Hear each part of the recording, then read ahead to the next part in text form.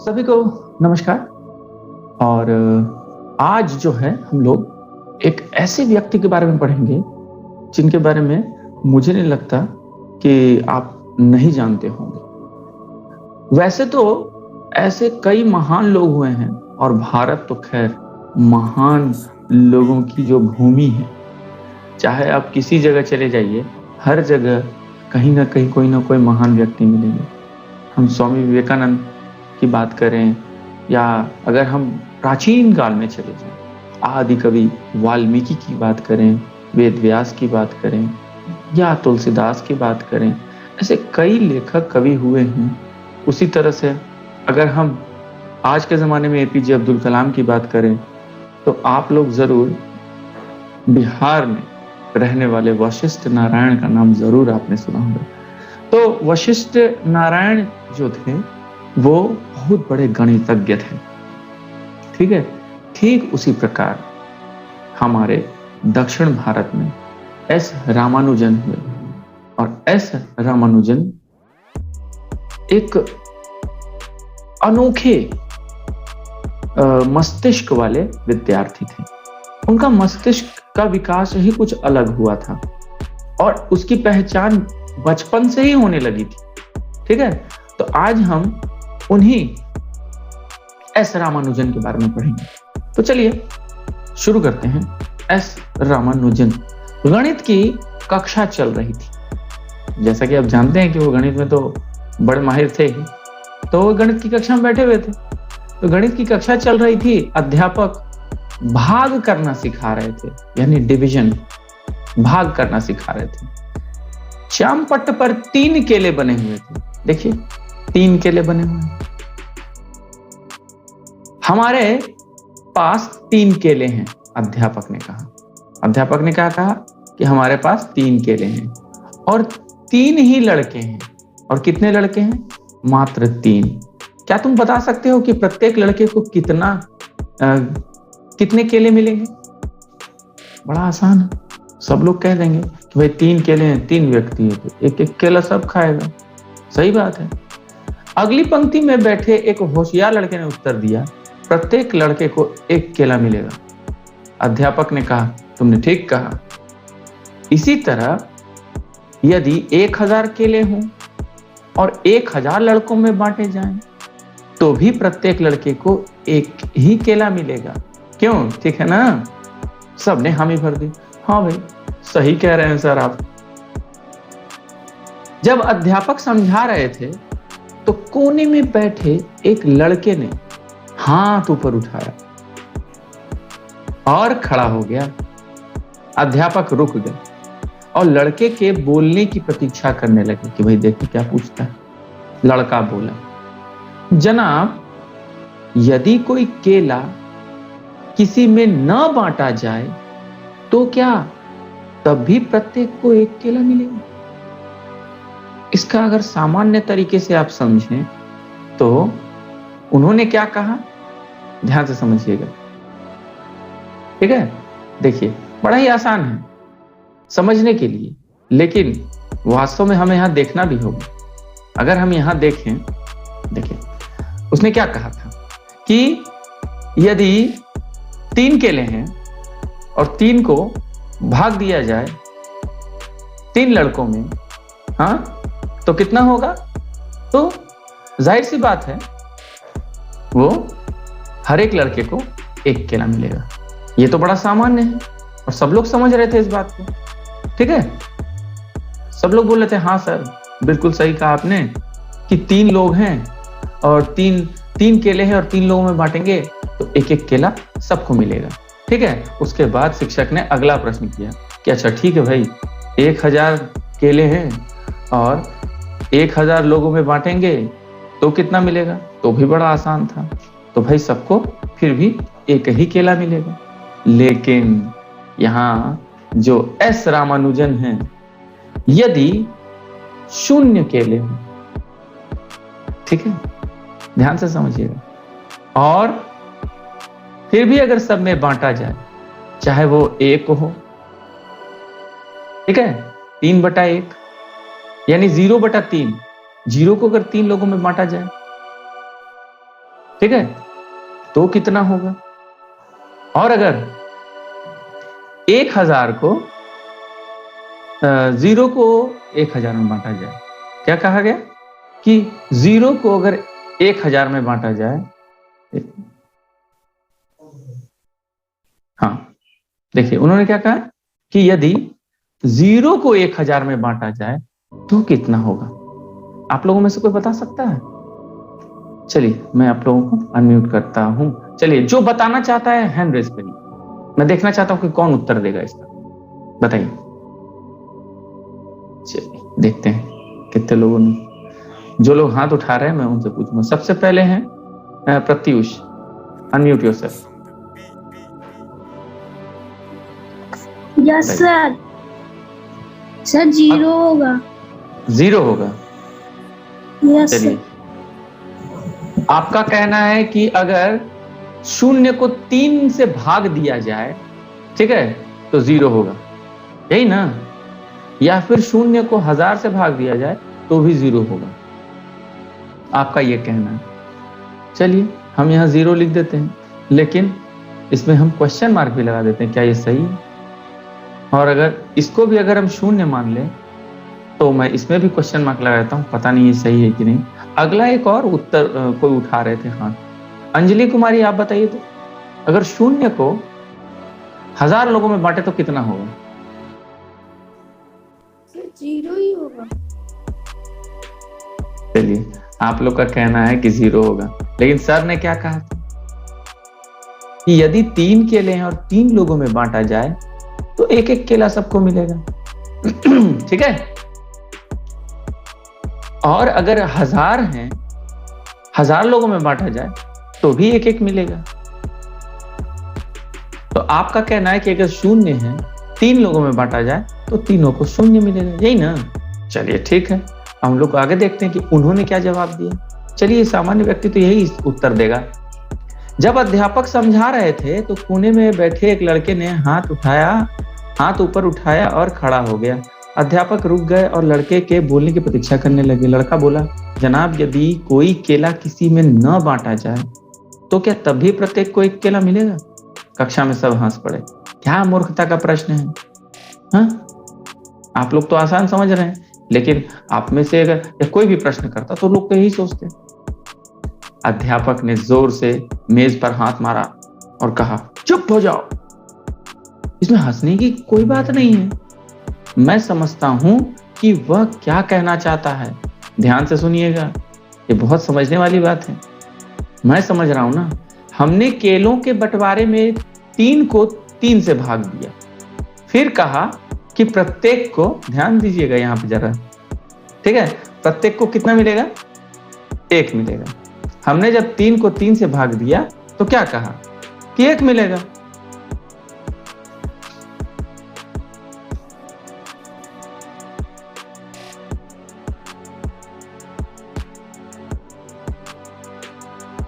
ठीक है, तो जब 3 से 3 की भाग देने की बात आई तो सबको तो समझ में आ गया कि भाई 1 मिलेगा। 1000 लोगों में 1000 केले बांटे जाएं तो भी 1 मिलेगा। लेकिन प्रश्न इनका क्या था कि अगर, ध्यान से फिर से सुनिए, कि यदि कोई केला किसी में न बांटा जाए तो तब भी क्या प्रत्येक को 1 केला मिलेगा? मैं अभी आपको बताऊंगा और आप मुझे उत्तर दीजिएगा थोड़ी देर बाद। रुकिए, आपसे मैं पूछूंगा अभी, ठीक है ना? तो अध्यापक ने जोर से मेज पर मारा और क्या कहा, तुम सब चुप हो जाओ, इसमें हंसने की कोई बात नहीं है। मैं समझता हूं कि वह क्या कहना चाहता है। हमने केले के बंटवारे में 3 को 3 से भाग किया, फिर वह, ठीक है ना, किया तो सबको 1 मिला। फिर कहा कि प्रत्येक को 1 केला मिलेगा। फिर हमने 1000 को 1000 से भाग किया, देखिए हमने किया, तब भी सबको 1 केला मिला। वह पूछना चाहता है कि यदि 0 केले को 0 में बांटा जाए, ध्यान दीजिएगा, अब क्या है प्रश्न, जरा सुनिए।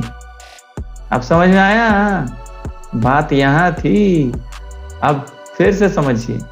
तो आप लोगों ने इसका उत्तर भी बहुत अच्छा दिया, ठीक है,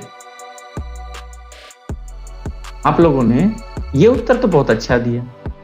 कि सर 0/3 भी शून्य होगा, 0/3 शून्य होगा, 0/1000 शून्य होगा, लेकिन प्रश्न ये उठता है कि क्या 0/0 बराबर कितने होंगे? कोई बताएगा मुझे?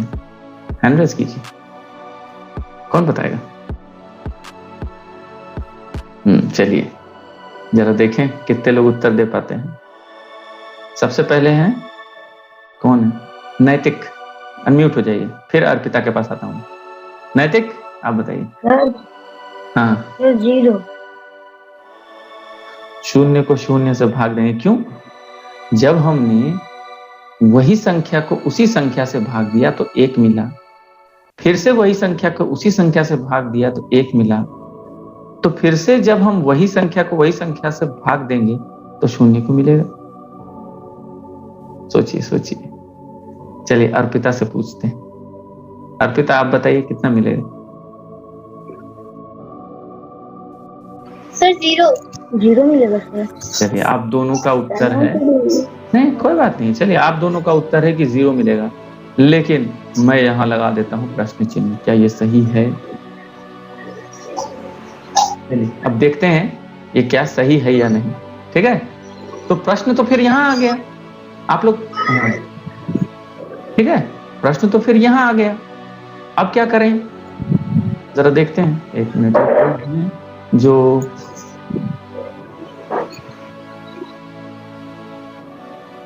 चलिए कोई बात नहीं, तो चलिए अब आगे बढ़ते हैं।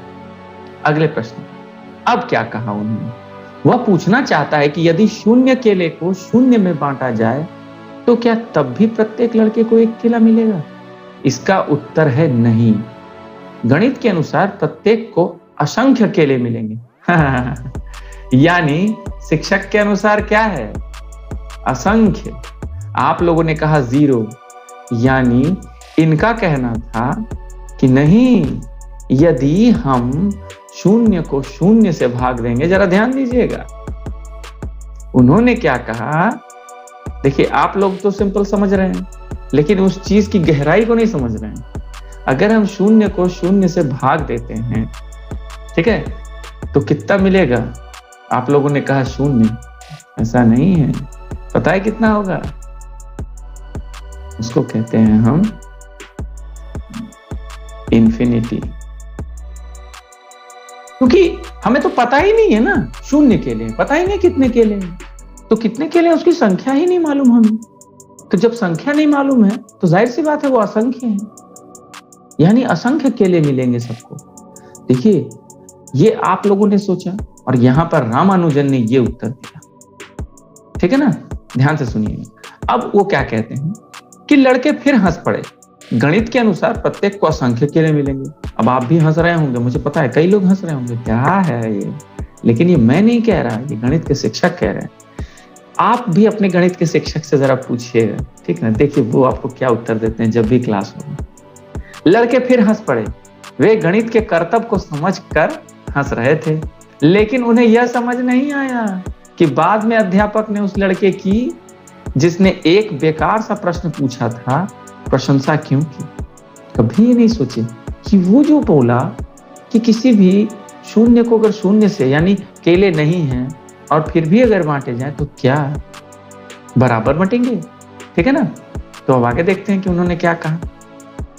तो उन्होंने कहा, ध्यान से सुनिए, ये बहुत इंपॉर्टेंट है और ये बिल्कुल सही है, आप अपने गणित के शिक्षक से भी पूछ सकते हैं कभी, ठीक? तो जरा सुनिएगा। लड़के ने ऐसा प्रश्न पूछा था जिसका उत्तर देने में गणितज्ञों को कई साल लग गए।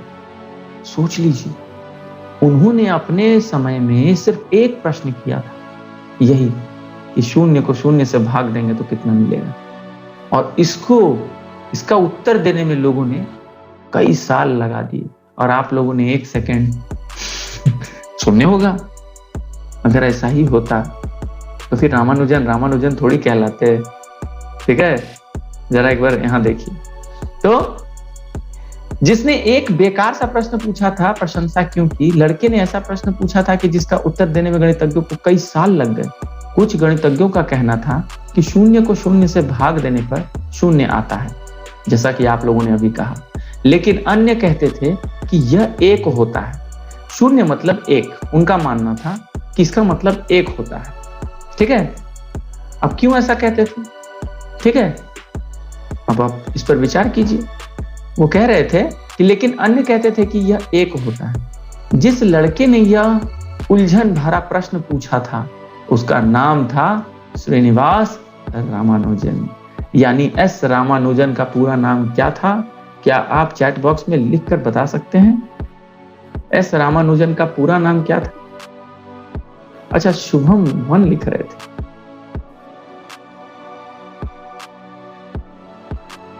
बताइए फटाफट आप लोग लिख दीजिए, देखिए जरा कितने लोग सही आंसर देते हैं। हाँ, आप लोग आंसर भी दीजिए और सुनते भी रहिए। तो देखिए, नाम था श्रीनिवास रामानुजन। अपने पूरे जीवन में, चाहे अपने जन्म स्थान में रहे या विदेश में, ठीक है, वे सदा अपने गणित के अध्यापकों से आगे रहते। अजीब बात, वो अपने अध्यापक से भी आगे रहते थे और अध्यापक इनसे परेशान रहते थे कि बाबा कितना कैसा कैसा प्रश्न कर रहा है ये। ठीक है, एस रामानुजन से। ठीक, बस एक ही उत्तर आया मुझे, सिर्फ अर्पिता ने उत्तर दिया, बाकी लोगों को नहीं पता कि श्रीनिवास रामानुजन कैसे लिखते हैं। क्या बात,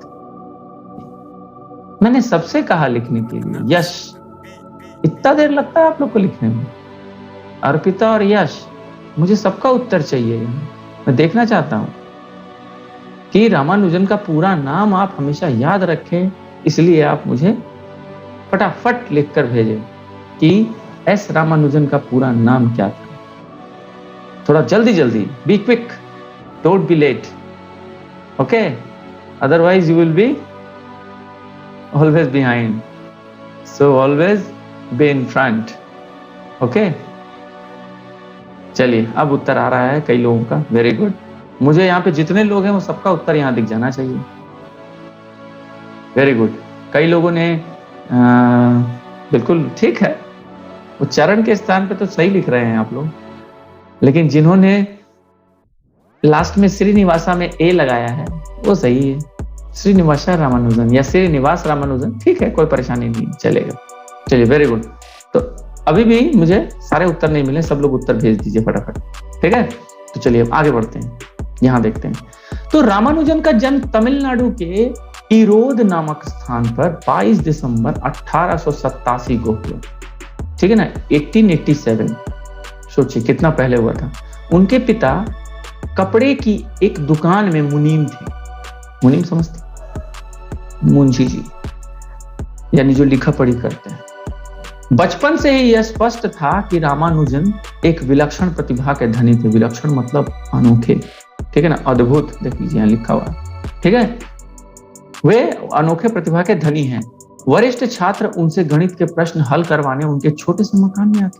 पता है, वो इतने पढ़ने में अच्छे थे कि बाकी के लोग उनके घर में आते थे, उनसे बड़े बड़े भैया लोग, कि बाबू जरा बता दो ना, मुझसे ये सवाल नहीं बन रहा है, कैसे बनेगा। मैंने आप लोगों से कहा है ना, अगर हो सके तो जो साउथ की फिल्म है, जो कि अब हिंदी में भी उपलब्ध है, आप चाहें तो एस रामानुजन जरूर देखें। ठीक है, आप चाहें तो आप जरूर इन छुट्टियों का जो है सदुपयोग करें।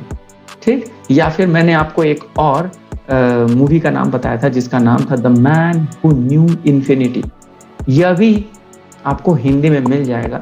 वास्तव में ये अंग्रेजी में बनी हुई जो है फिल्म है, लेकिन आप चाहें तो इसको हिंदी में भी डाउनलोड करके देख सकते हैं या डायरेक्टली आप देख सकते हैं। तो आप, मैं कहूँगा कि दोनों देखिए, दोनों में आपको क्या अंतर लगता है, देखिए कौन कितना बेहतर बताया है उनके बारे में।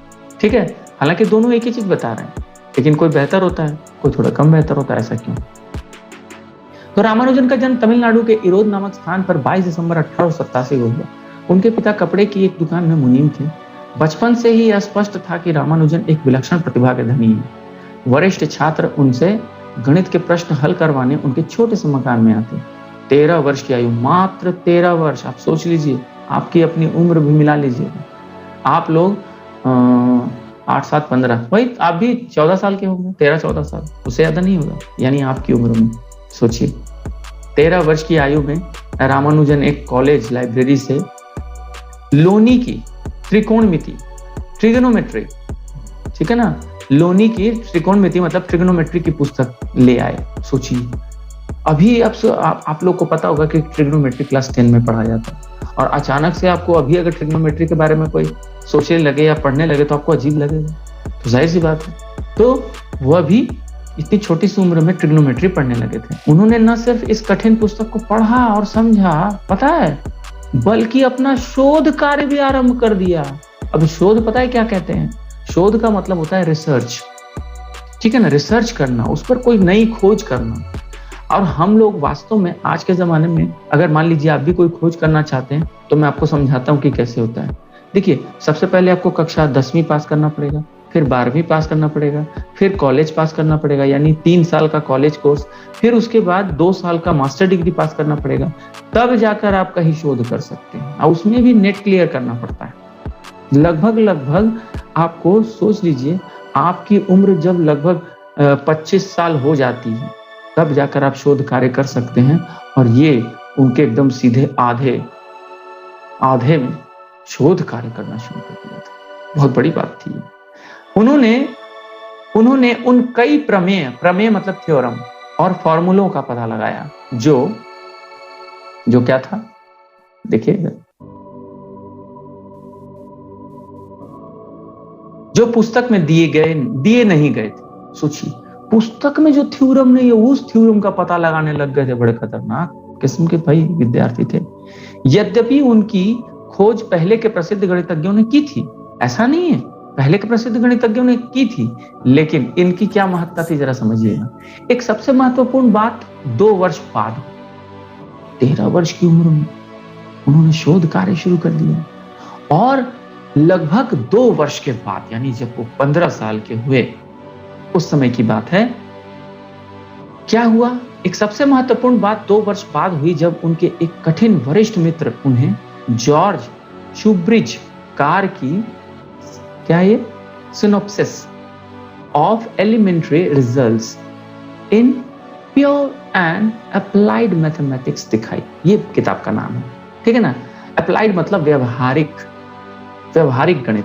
देखिए, 2 तरह की पढ़ाई होती है, ध्यान रखिएगा, चाहे वो कोई भी सब्जेक्ट हो। एक सब्जेक्ट होता है कि आप पढ़ते हैं और बस जान लेते हैं, लेकिन उसका उपयोग कहीं कहीं नहीं भी होता है। लेकिन एक होता है अप्लाइड, यानी व्यवहारिक, यानी आप जब, हाँ, मैं आपके प्रश्न का उत्तर देता हूँ, 1 मिनट। एक होता है व्यवहारिक गणित। व्यवहारिक गणित जो होता है, आप चाहे तो अपना प्रश्न अगर चैट बॉक्स में लिख देंगे तो मैं भी उत्तर दे दूंगा, ठीक है ना। हाँ, तो व्यवहारिक गणित क्या होता है? ऐसे गणित जो कि आज के समय में इस्तेमाल हो, ठीक है ना। तो चलिए, अब हम लोग एक काम करते हैं। ये नैतिक, आप अनम्यूट हो जाइए, पूछिए, अपना प्रश्न पूछिए।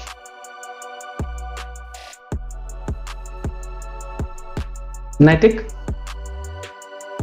आप अनम्यूट हो। हाँ, पूछिए, क्या प्रश्न है आपका? अच्छा, ठीक, ओके, मुझे लगा आप प्रश्न पूछना चाहते हैं, कोई बात नहीं है, ठीक है। चलिए, आपको अगर प्रश्न पूछना हो तो आप चैट बॉक्स में भी कर सकते हैं मुझे मैसेज, ओके, तो मैं आप लोगों का उत्तर दे दूंगा। हाँ, तो चलिए अगला। तो उन्होंने वो ये वाली किताब उन्हें दिखाई। 15 वर्ष के लड़के, देखिए मैंने कहा ना 2 वर्ष बाद 15 वर्ष, तो 15 वर्ष के लड़के के लिए यह शीर्षक ही डरा देने वाला होना चाहिए था। सही बात है। आप अभी, मैं ही क्यों ना, मैं ये देखूंगा, अरे बाबा क्या है भैया, समझ में नहीं आ रहा, कुछ ऐसे ही डर जाएंगे। मगर रामानुजन इसे पाकर बहुत प्रसन्न हुए। वे पुस्तक को घर ले गए और उनमें दिए गए प्रश्नों को सुलझाने में लग गए। इस पुस्तक ने उनकी गणित की प्रतिभा को प्रेरित किया। गणित के बारे में उनके मस्तिष्क में इस तेजी से विचार आने लगे कि उन सबको लिखना भी कठिन हो गया। इतना ज्यादा वो सोचने लगे कि लिख नहीं पा रहे थे, इतना ज्यादा। वे प्रश्नों को खुले पन्नों में या स्लेट पर करते और परिणाम नोटबुक में लिखते। ध्यान से समझिएगा, इनकी एक गलती थी। ये क्या करते थे, डायरेक्टली थ्योरम का जो आंसर लिख देते थे कि कैसे बनता है ये वाला, लेकिन वो बाकी सब कुछ नहीं लिखते थे जो वो लोग जिस तरह से बनाए हैं, यानी तरीका नहीं लिखते थे। तो ये गलती करते थे, क्योंकि बाद में इनसे कहा गया, आप जब मूवी देखेंगे तो पता चलेगा कि भाई आपने वो क्यों नहीं बनाया। तो उन्होंने कहा कि भाई मैं तो ऐसे ही करता था। तो विदेश जाने से पहले उन्होंने 3 नोटबुक्स भर डाली थी, जो बाद में रामानुजन की फेयर्ड नोटबुक्स, इसको लिख देता हूँ, फिर हिंदी में ऐसे हुआ देखो। विदेश जाने से पहले उन्होंने 3 नोटबुक्स भर डाली थी, जो बाद में रामानुजन की फेयर नोटबुक्स के नाम से प्रसिद्ध हुई। आजकल भी गणितज्ञ उनका अध्ययन कर रहे हैं, आज भी, जिससे उसमें दिए परिणामों को प्रमाणित या उनका खंडन कर सके।